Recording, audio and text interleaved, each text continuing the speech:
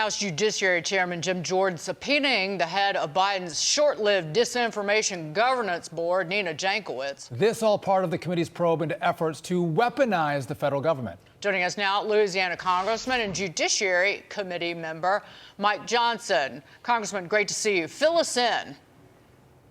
Yeah, this is a dystopian, board that the Biden administration tried to put together, and we had to attack it. The reason we had to subpoena Ms. Jankowicz, the self-described Mary Poppins of disinformation, the 33-year-old who is going to apparently be the arbiter of all things that were true and acceptable speech, the reason we had to issue the subpoena is because she has refused to cooperate with the Judiciary Committee that has jurisdiction over this 5 different times since last summer.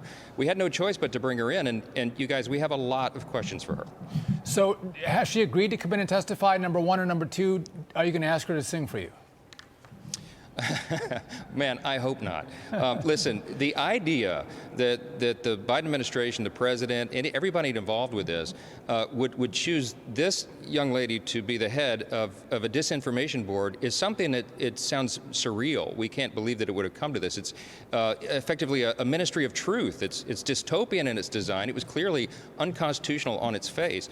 The government has no right to determine what is acceptable or true speech, and she apparently was going to go about that business until we made this, the American people aware of all this. She resigned shortly thereafter, but she cannot evade our questions. She has to comply with that subpoena, and we have a lot of questions about the foundation of this. How are they going to determine what is so-called disinformation?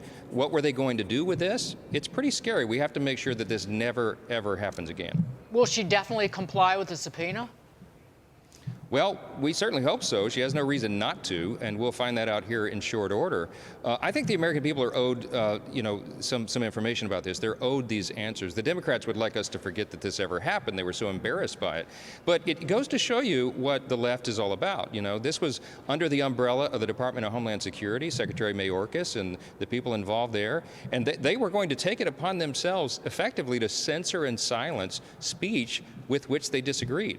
And this person being chosen to lead it made it almost comical. I mean, it'd be like hiring an arsonist to be your next fire chief. She was a purveyor of disinformation herself, famously so, a partisan hack, and they were going to put her in charge of this. It goes to show you the mindset of this administration, what they're capable of, and that's why the House majority, the Republican majority, has to hold them accountable and make sure that this kind of stuff is never even suggested again. Well, as Americans, we don't believe in censoring speech. We don't believe in someone that can dictate what's truthful or what's disinformation. But if you look at the record of Democrats, those who are the purveyors of some board to identify what is disinformation, they would have said, if you are opposed to Russia collusion, you're purveying disinformation. If you're opposed to masks, disinformation. Shutdowns, disinformation. The effectiveness of vaccines, they would have said you're purveying disinformation. They're wrong on all these things, Congressman. They don't get it right, but they're the ones that want to tell us what is disinformation and what isn't.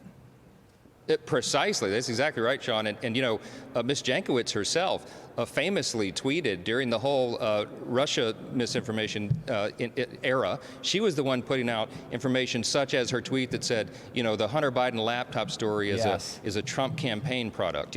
I mean, she was way off. She was clearly not an objective reviewer of any of this. And the whole idea, as we said, on its face is unconstitutional. It would be a blatant violation of the First Amendment. And we have to vigorously guard and protect those freedoms, or else they'll be taken away.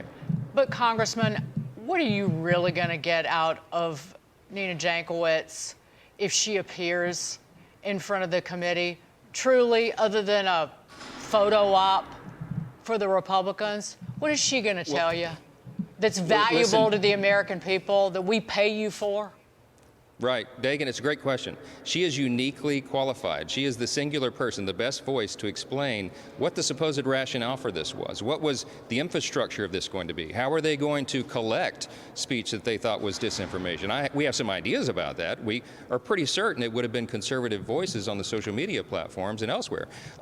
How were they going to go about doing this? The mechanics were in place. They funded this. It wasn't just an idea. They did weaponize this. They did put taxpayer dollars into this to set up the infrastructure. And the only reason she resigned is because, we made this public and she hung her head in shame and left. We have to make sure that this kind of thing cannot happen again, and exposing it for the American people, laying the facts bare for people to draw their own conclusions, I think will be very effective. I think that's something that a lot of people want us to do. And again, it's not a story that you can brush under the rug. This is a big, big deal. She's under oath, Congressman. She better not lie to the That's committee exactly and right. answer your questions. Thanks Exactly for joining right. us. Good luck in Thank you. that deposition. Appreciate it. You got it.